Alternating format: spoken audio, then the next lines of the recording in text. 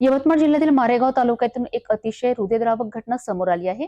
वणी-करंजी मार्गावर जळका फाट्याजवळ रात्री 8च्या सुमारास झालेल्या एका भीषण अपघातात एका भरधाव ट्रकने एसटी बसला इतकी जोरदार धडक दिली की बसचे अक्षरशः 2 तुकडे झालेत। ही धडक इतकी जबरदस्त होती की बसचा समोरचा भाग पूर्णपणे चिरडला गेला। या अपघातात बस चालकासह अनेक प्रवासी गंभीर जखमी झाले आहेत, तर काहींची प्रकृती चिंताजनक आहे। मारेगाव आणि करंजी येथील रुग्णालयात जखमींना उपचारासाठी दाखल करण्यात आले आहे। या संपूर्ण घटनेचा तपशील आणि परिसरातील परिस्थिती आपण जाणून घेऊया।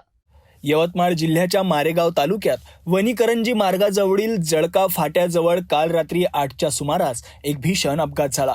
वणीहून करंजीकडे जाणारी एसटी बस आणि करंजीहून वणीच्या दिशेने येणारा भरधाव ट्रक यांच्यात ही जोरदार धडक झाली।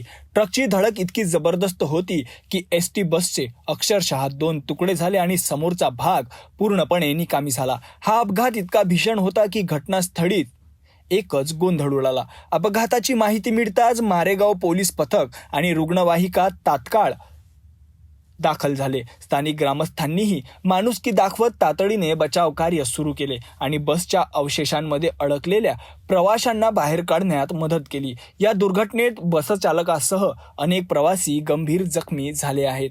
प्राथमिक माहितीनुसार जखमी प्रवाशांना मारेगाव आणि करंजी येथील ग्रामीण रुग्णालयात उपचारासाठी हलविण्यात आले असून काही प्रवाशांची चिंताजनक प्रकृती आहे।